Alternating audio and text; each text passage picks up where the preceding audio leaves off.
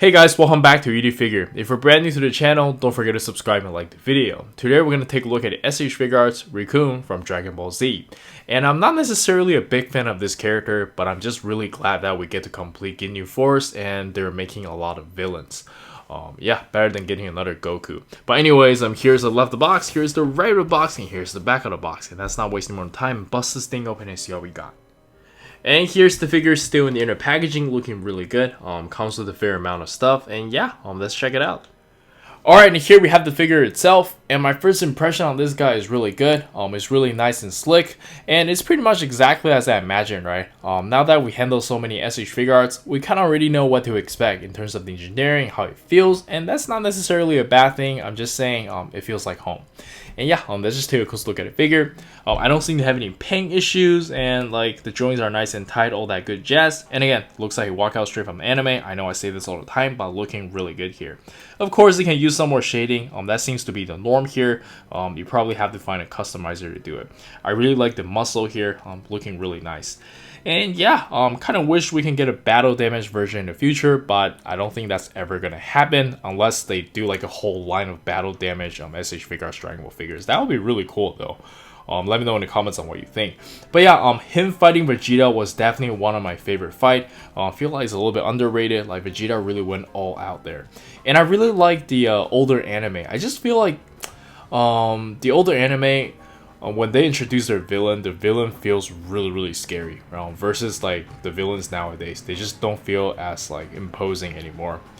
Maybe I just got old. I don't know. Yeah. Let's check out the articulation. I've been talking too much.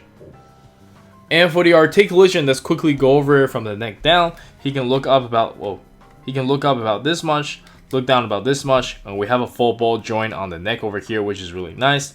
And the shoulder pad, you have a hinge over here and you can take it out very easily, and I really like this design because I'll probably take it out when I handle it.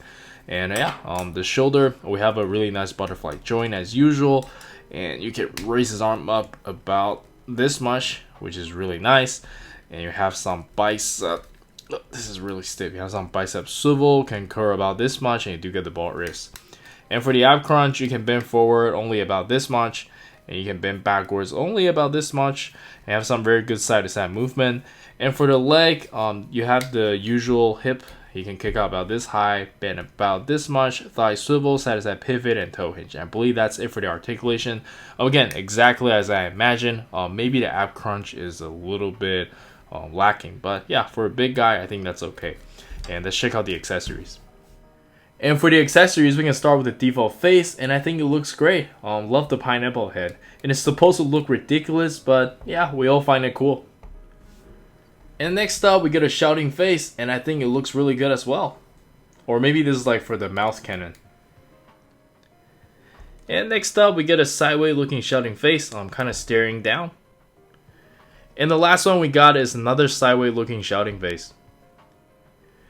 And for the interchangeable hands, first off we get a pair of karate chop for all his funny poses. And then we get a pair of display open hands. And then we get a pair of open palm key blasting hands.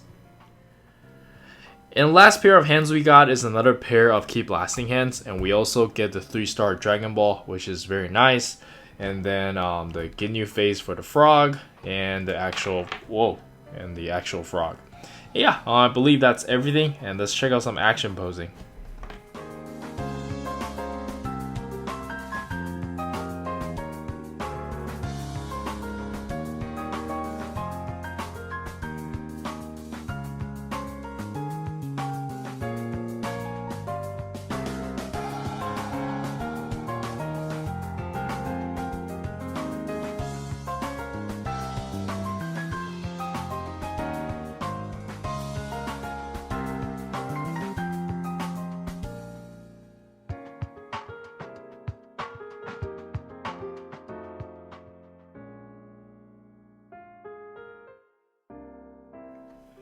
And for the size comparison, let us start with Ginyu and Geese, and of course they look amazing together. And I thought Ginyu was big already, but Recoome is even bigger, and I really like that.